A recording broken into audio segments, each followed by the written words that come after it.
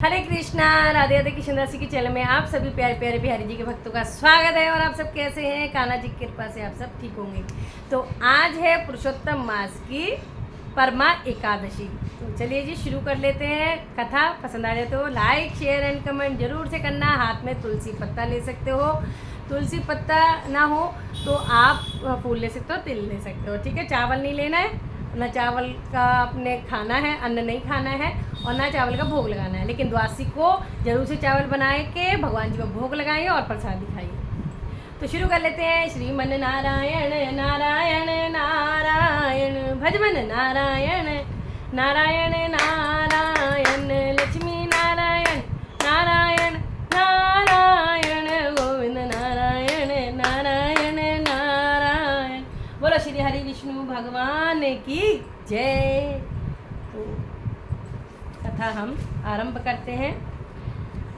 पुरुषोत्तम मास के कृष्ण पक्ष की एकादशी को परमा अथवा हरि वल्लभा एकादशी कहते हैं। इस दिन भक्ति पूर्वक नरोत्तम भगवान विष्णु की पूजा करने से दुर्लभ सिद्धियों की प्राप्ति हो जाती है।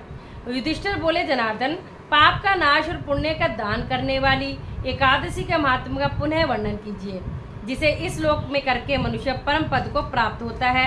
भगवान श्री कृष्ण कहते हैं, राजन, शुक्ल या कृष्ण पक्ष में जब भी एकादशी प्राप्त हो उसका परित्याग ना करें, क्योंकि यह मोक्ष सुख को बढ़ाने वाली है। यानी कृष्ण पक्ष हो चाहे शुक्ल पक्ष हो, दोनों एकादशी समान होती है। सबके व्रत आपको करने चाहिए। कलयुग में एकादशी ही भवबंधन से मुक्त करने वाली, संपूर्ण मनोवांछित कामनाओं को देने वाली तथा पापों का नाश करने वाली है। एकादशी रविवार को किसी मंगलमय पर्व के समय अथवा संक्रांति के ही दिन क्यों ना हो, सदा ही उसका व्रत करना चाहिए। भगवान विष्णु के प्रिय भक्तों को एकादशी का त्याग कभी नहीं करना चाहिए। जो शास्त्रोक्त विधि से इस लोक में एकादशी का व्रत करते हैं वे जीवन मुक्त देखे जाते हैं, इसमें तनिक भी संदेह नहीं है। युधिष्ठिर ने पूछा, श्री कृष्ण, वे जीवन मुक्त कैसे हैं तथा विष्णु रूप कैसे होते हैं? मुझे इस विषय को जानने के लिए बड़ी उत्सुकता हो रही है। भगवान श्री कृष्ण बोले, हे राजन, जो कलयुग में भक्ति पूर्वक शास्त्र विधि के अनुसार निर्जल रहकर एकादशी का व्रत करते हैं वे विष्णु रूप तथा जीवन मुक्त क्यों नहीं हो सकते? एकादशी व्रत के समान सब पापों को हरने वाला तथा मनुष्यों की समस्त कामनाओं को पूर्ण करने वाला पवित्र व्रत दूसरा कोई नहीं है। दशमी को एक बार भोजन, एकादशी को निर्जल व्रत तथा द्वादशी को पारण करके मनुष्य श्री विष्णु भगवान के समान हो जाते हैं। पुरुषोत्तम मास के द्वितीय पक्ष की एकादशी का नाम कामदा है, और जो श्रद्धा पूर्वक कामदा के शुभ व्रत का अनुष्ठान करता है वह इस लोक और परलोक में भी मनोवांछित वस्तु को पाता है। यह कामदा पवित्र, पावन, पातक नाशिनी तथा व्रत करने वालों को भोग एवं मोक्ष प्रदान करने वाली है। निरप श्रेष्ठ कामदा एकादशी को विधि पूर्वक पुष्प, धूप, नैवेद्य तथा फल आदि के द्वारा भगवान पुरुषोत्तम की पूजा करनी चाहिए।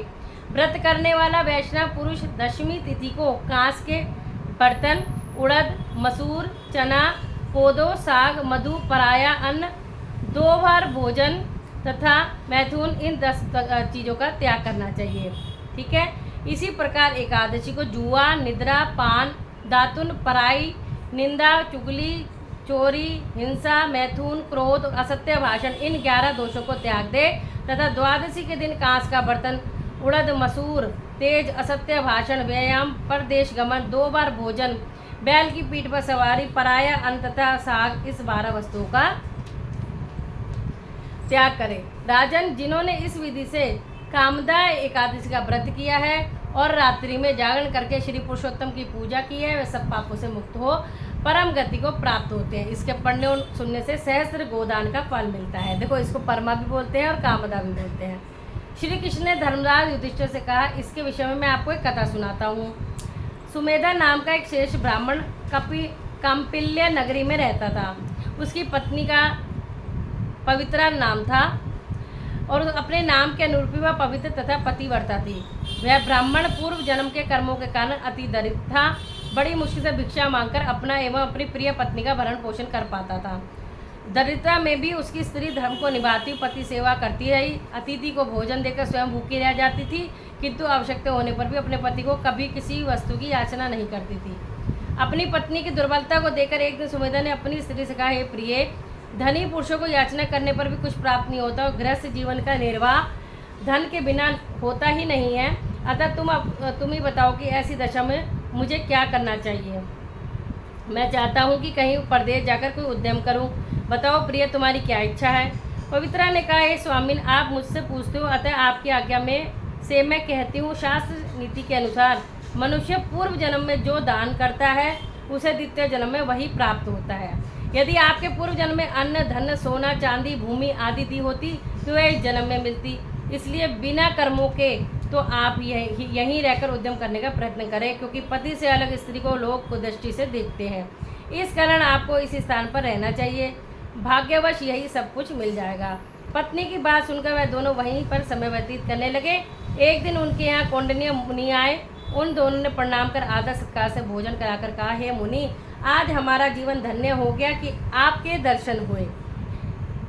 आप हमें कोई सरल उपाय बताइए जिससे हमारी दरिद्रता का विनाश हो जाए। कौंडिन्य मुनि ने कहा, हे पवित्रा, लोंद मास के कृष्ण पक्ष की परमा एकादशी का व्रत करने से मनुष्य के समस्त दुख, दारिद्र्य, रोग, पराजय व पाप नष्ट हो जाते हैं और इसका व्रत करने वाला मनुष्य धनवान हो जाता है। श्री शिवजी जी महाराज ने कुबेर जी को इसी व्रत के कारण धनाधिपति बना दिया था। इसी परमा एकादशी के व्रत के प्रभाव से सत्यवादी राजा हरिश्चंद्र के पुत्र और पत्नी तथा राज्य आदि पुनः प्राप्त हुए थे। तब मुनि ने एकादशी परमा के व्रत की विधि पूर्ण रूप से कह सुनाई। मुनि ने कहा, हे पवित्रा, पंचरात्रि व्रत इसे भी अधिक उत्तम होता है। परमा एकादशी के दिन प्रातःकाल स्नान करके नित्य क्रम से निवृत्त विधि अनुसार पंचरात्रि व्रत को प्रारंभ करना चाहिए।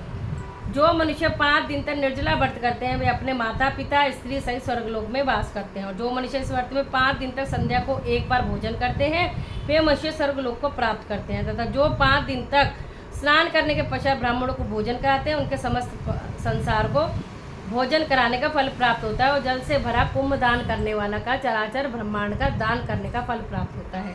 हे पवित्र, जो तिल से भरा पात्र दान करता है वह तिलों की संख्या के बराबर वर्ष तक स्वर्ग का सुख भोगता है तथा पात्र में घी भरकर 5 दिन दान करने पर भी स्वर्ग सुख भोगता है। 5 दिन ब्रह्मचर्य से रहने वाला जो तिल से भरा पात्र दान करता है वह तिलों की संख्या के बराबर वर्ष तक स्वर्ग का सुख भोगता है तथा पात्र में घी भरकर 5 दिन ब्रह्मचर्य से रहने वाला अप्सराओं के साथ विहार करता है। अतः तुम अपने पति के साथ इस व्रत को विधि पूर्वक करो। ऐसा करने से तुम समस्त सिद्धि को प्राप्त करके पति के साथ स्वर्ग को प्राप्त करोगी। मुनि के ऐसे वचन सुनने के पश्चात पवित्रा ने अपने पति के साथ इस व्रत को 5 दिन तक किया, जिसके प्रभाव से इस एक राजा ने उन्हें रहने के लिए उत्तम भवन तथा जीविका के लिए एक गांव दिया, जिससे वे दोनों इस लोक में सुखमय जीवन व्यतीत कर अंत में विष्णु लोक को गए। तो देखा, सुनिए आपने परमा एकादशी की कथा, जिसका महत्व कितना बड़ा है। ठीक है, तो चलिए जी, तुलसी पत्ता है वो श्री हरि के चरणों में हम अर्पित कर लेते हैं। श्रीमन नारायण नारायण नारायण। सभी एकादशियों के नाम ले लेती हूँ। तो उत्पन्ना एकादशी, मोक्षदा एकादशी, सफला एकादशी, पुत्रदा एकादशी, शर्तिला एकादशी, जया एकादशी, विजया एकादशी, आमलकी एकादशी, पापमोचनी एकादशी, कामदा एकादशी, बरुथनी एकादशी, मोहिनी एकादशी, अपरा एकादशी, निर्जला एकादशी, योगिनी एकादशी, देवशयनी एकादशी, कामिका एकादशी, पुत्रदा एकादशी, अजय एकादशी, परिवर्तनी एकादशी, इंदिरा एकादशी, पापानुकुंशा एकादशी, रमा एकादशी, प्रबोधनी, पद्मनी और जो आज है परमा एकादशी। ठीक है जी, तो जय श्री राधे। तो आशा करती हूँ आपको कथा अच्छी लगी होगी। नियम का पालन करिए तो जरूर से भगवान भी खुश होते हैं और कृपा करते हैं। राधे राधे।